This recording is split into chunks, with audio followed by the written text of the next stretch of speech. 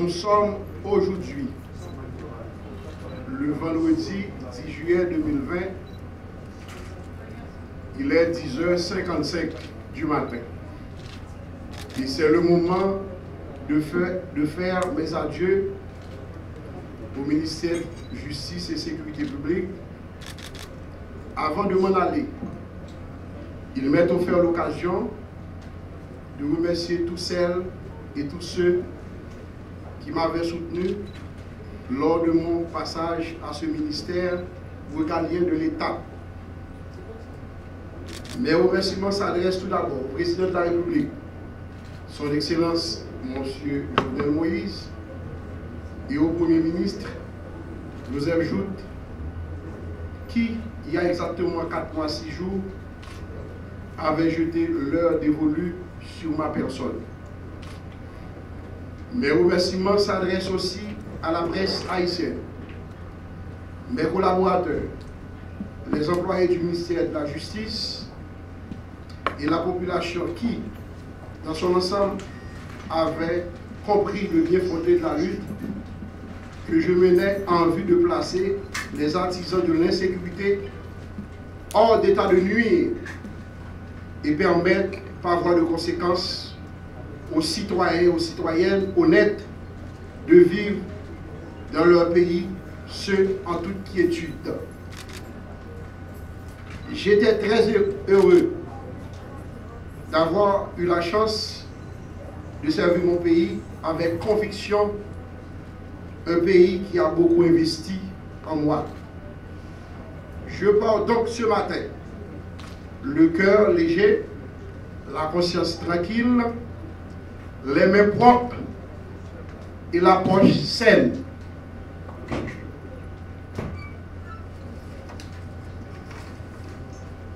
Je félicite le magistrat, collègue et ami, Maître Rockefeller Vincent, qui, dès ce matin, prend les rênes du ministère de la Justice et de la Sécurité publique. Je demande donc à tous les employés de bien vouloir lui offrir toute la collaboration nécessaire afin qu'il puisse accomplir les lourdes des tâches à lui confier par l'État.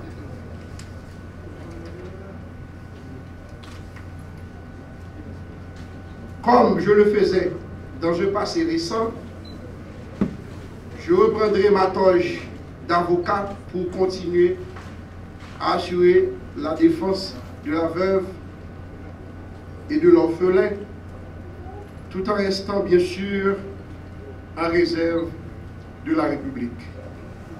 Que Dieu veille sur Haïti. Je vous remercie. C'est quelqu'un que j'avais eu l'opportunité d'installer à l'ULCC quand j'étais ministre de l'économie et des finances. C'est-à-dire j'ai une certaine habitude de travail avec M. Vincent. Cette installation a une signification particulière pour le président de la République, son Excellence Jovenel Moïse, ainsi que pour moi-même dans la mesure où la sécurité et le respect des droits de l'homme constituent des piliers importants de la politique du gouvernement. Ce changement de titulaire s'inscrit dans le cadre du renforcement de l'état de droit, de la stabilisation du pays et de la reddition des comptes pour une administration de la justice et de la sécurité publique plus efficace et plus efficiente. Je veux saluer le ministre sortant, mon collègue Lucman Delille, avec qui j'ai travaillé pendant 4 mois pour avoir mis son temps, ses compétences et son recul au service de la nation. Merci beaucoup, collègues. Pour avoir occupé la fonction de directeur général de l'unité de lutte contre la corruption et d'autres postes dans le système judiciaire, permettez que je vous dise que je vais voir donner des résultats rapides, M. Vincent. Plus de temps pour les grands discours n'ont suivi des faits. Pendant que la population est impatiente de trouver un peu de sécurité et de paix dans ce pays. Tout le monde a peur.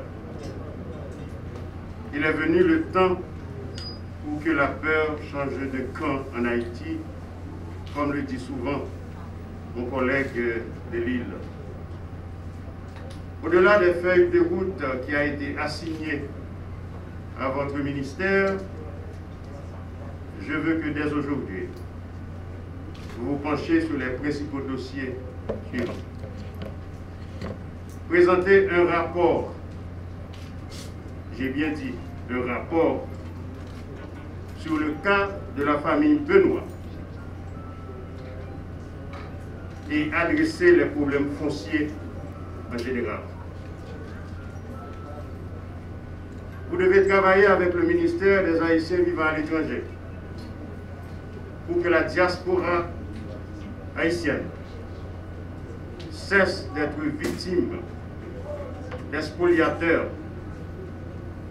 afin qu'elle continue à investir dans son pays. Adresser le problème de la détention préventive prolongée, qui est le dada du Premier ministre, et je vais continuer à lutter pour qu'on respecte le droit des prisonniers, car Haïti a choisi de faire la démocratie. Et comme je l'ai dit tantôt, et je le dis souvent, n'importe qui peut se trouver en prison à n'importe quel moment de la durée. Il faut accompagner le gouvernement dans les consultations sur le code pénal qui a fait beaucoup de remous dans l'actualité haïtienne. Vous devez aussi travailler avec les organisations des droits humains. Le gouvernement doit rester à l'écoute des organisations des droits humains, qui sont des partenaires importants pour l'établissement de l'état de droit en Haïti. J'ai bien dit, vous devez travailler avec les organisations de droits humains dans le pays, qui représentent et vigilent, parce que le gouvernement, l'État, le ministre de la Justice ne peut pas être sur tous les points du territoire national en même temps. Ces organisations-là qui resteront autonomes pourront donner un bon coup de main à l'établissement de l'état de droit en Haïti. Il faut s'assurer aussi de la professionnalisation de la police nationale. Il faut lutter contre la corruption, la drogue, le blanchiment des avoirs, la contrebande, le trafic des organes et des crimes organisés. À toute population, moun qui remet vient manifester dans la zone ça. Je me rappelle que zone sont zone stratégique liée pour le gouvernement. Il y a pas moins de 3 ministères et d'autres institutions publiques dans la zone. Je déclare la zone stérile. Tout le monde qui doit manifester dans le pays. Mais il faut qu'on manifeste dans la paix, dans le respect des lois républicaines qui régissent, du moins en vigueur, dans notre pays. Monsieur le ministre, là où nous venons manifester, là, on va demander aux Goumets. Ils ont besoin d'une oreille attentive. On a trop bafoué cette population. Nous venons demander au compte pour ces ministres de la justice. Si pas de justice dans le pays, il venir demander. Et à ce moment-là, Jean-Moi, qu'on habitue à faire, soit sorti ou à joindre, soit demander, monter un comité pour chita parler avec eux. Parce que on ne peut plus avoir de violence continue dans ce pays. Nous avons besoin de parler, il y a besoin de monde qui vous parler avec eux, job. C'est soit toi joindre pour parler avec eux, ou bien vous inviter ou venir pour parler avec eux. Je ne veux pas de violence dans ce pays. Nous avons manifesté, je vais tourner sous nous. J'en viens en tout, c'est comme ça pour se voir. Comme c'est ça avant. Vous venez sous violence, vous campez à faire violence avant tout. Bien entendu, je m'a toujours demandé pour la police d'utiliser la force proportionnelle. Merci en pile.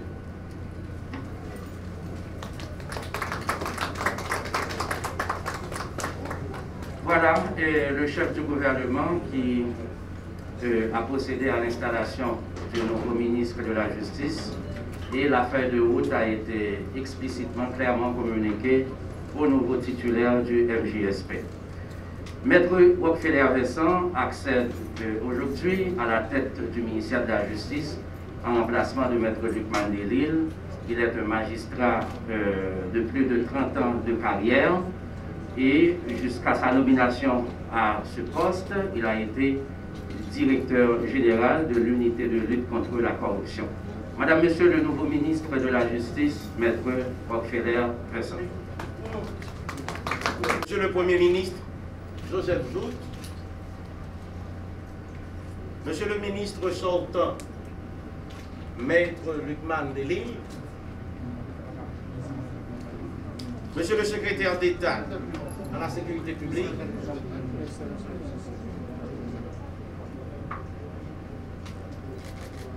honorable commissaire du gouvernement, Maître Jean Carvès, près la Cour de cassation, Monsieur le directeur général de l'UCREF, Monsieur Justin Justable, Monsieur le directeur général du transport scolaire, Monsieur Leslie Jean,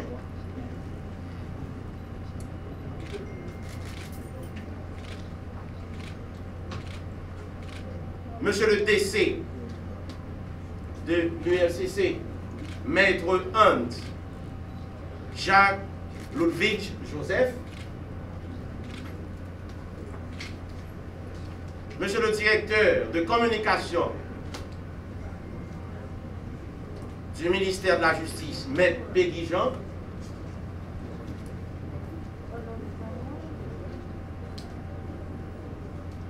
Monsieur le commissaire du gouvernement près la cour d'appel de Port-au-Prince, Maître Claude Jean,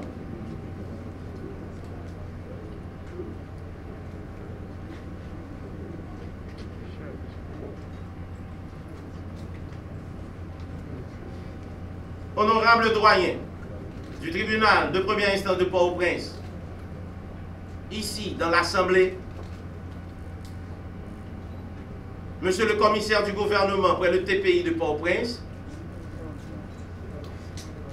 honorable magistrat, autorités policières,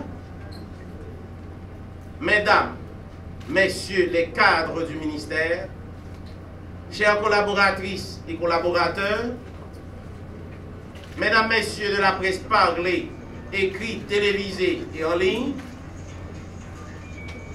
distingués invités et amis, mesdames, messieurs, chers parents, avec l'approbation du président de la République, son Excellence, M. Jovenel Moïse, à qui j'adresse mes mots de remerciement sincère et de gratitude profonde pour sa confiance placée en ma personne, je reçois avec humilité et détermination par cette installation les sceaux de la République d'Haïti. J'en suis désormais le garde. Ces sceaux qui me sont remis et confiés par le Premier ministre, M. Joseph Jout, également chaleureusement et amicalement remerciés, traduisent l'importance de cette haute fonction du ministre de la Justice et de la Sécurité publique. Une fonction drapée de noblesse et de majesté qui doit être considérée et comprise constamment à cette dimension qui est la sienne. Cette tâche, aussi prestigieuse que lourde, rentre dans la ligne de carrière que je me suis fixée depuis que j'ai intégré l'appareil judiciaire de mon pays à l'âge de 21 ans. Comme greffier au tribunal civil du Cap-Haïtien, cette première responsabilité citoyenne m'a conduit à la tête de ce grand ministère régalien, en passant successivement par les fonctions de doyen du tribunal de première instance de Fort-Liberté, de commissaire du gouvernement près le TPI du Cap-Haïtien, de substitut du commissaire du gouvernement près la cour d'appel du Cap-Haïtien, de commissaire du gouvernement près la cour d'appel de Port-au-Prince et de directeur général de l'unité de lutte contre la corruption ULCC. Ce modeste parcours qui a occupé toute ma vie témoigne de mon attachement, de mon affection et de mon allégeance à la justice de mon pays. Cette justice que je chéris, que je connais et qui m'a vu grandir. Je connais ses déboires, je connais ses faiblesses, je connais ses limites, mais je connais également ses forces, son sens et son utilité dans la perpétuation de l'état de droit dans le pays. Je viens donc pour m'assurer que les valeurs qui caractérisent la justice puissent être priorisées au détriment des dérives et des déviances qui tuent la nation. Mon entrée dans le gouvernement de la République, dirigé par le Premier ministre, M. Joseph Jout, réalise aujourd'hui mon désir et ma décision de m'associer à un homme courageux en la personne du président de la République qui m'a instruit dans sa feuille de route de lancer les grands chantiers de la justice. À un moment particulier de la vie de la nation, où les fondements existentiels de la République se trouvent fissurés et gravement menacés, et où l'inquiétude, la peur et l'incertitude prennent d'assaut la paix de la cité par cette vague d'insécurité chronique, trop souvent planifiée et orientée, je prends charge du ministère de la Justice et de la Sécurité publique avec la ferme résolution de servir mon pays, avec cet engouement pressant de contribuer et surtout avec ce sens du devoir civique qui doit caractériser tout citoyen authentique. Les chantiers dictés par mes supérieurs hiérarchiques seront très vite lancés. Il s'agira de la participation active du ministère dans la résolution pacifique et définitive de la crise qui secoue l'institution policière. Je serai, sur ce point, un ministre du dialogue franc qui écoutera chaque inquiétude et qui tentera concrètement de rassurer chaque policier et policière, étant convaincu du patriotisme de ces braves et dignes serviteurs de la nation. J'ai la certitude que ce comportement aidera à renforcer la détermination et à procurer l'énergie nécessaire aux policiers et policières dans la poursuite et l'éradication des gangs armés qui sèment le deuil dans notre société. En deuxième lieu, la problématique de l'insécurité foncière qui, à ce rythme d'évolution, peut aboutir à une situation regrettable de vengeance privée, sera abordée avec diligence.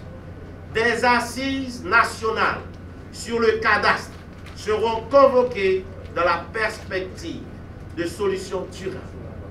Par contre, pour gérer le conjoncturel et l'urgent, il s'avère nécessaire de renforcer la compétence du parquet dans la délivrance de l'exéquatur et de veiller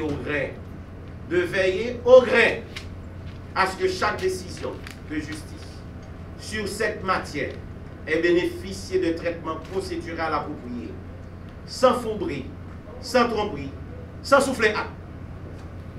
En troisième lieu, il s'avère tout aussi urgent d'entreprendre une autre approche sur la question des droits de l'homme en Haïti, en vue de respecter nos obligations conventionnelles.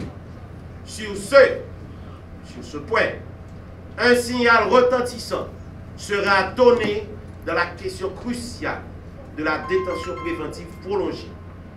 J'instruis dès aujourd'hui tous les commissaires du gouvernement, en particulier celui de la juridiction de Port-au-Prince, de créer urgemment une unité contre la détention préventive prolongée qui se chargera de traiter exclusivement de ce problème qui porte atteinte à la liberté individuelle et à la dignité humaine.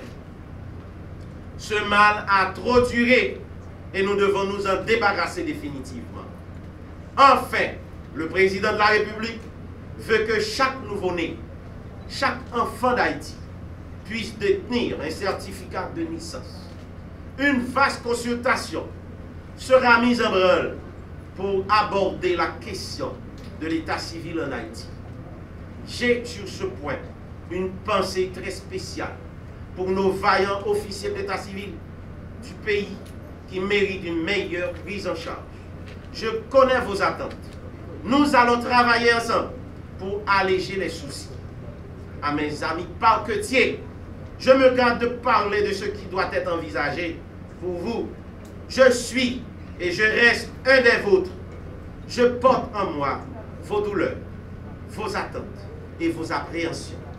Le parquetier que je suis va se mettre disponible pour vous et abordera avec vous les solutions viables à apporter à votre condition qui me tient à cœur. Je serai le ministre qui luttera contre les disparités de traitement entre les différents magistrats. Je m'en voudrais de terminer sans adresser une pensée affectueuse et particulière à mes anciens collaborateurs et collaboratrices de l'ULCC, en particulier les enquêteurs qui sont constamment motivés et disponibles pour la cause de leur pays, la nation, leurs droits, une fière chandelle. La nation, leur doit une fière chandelle.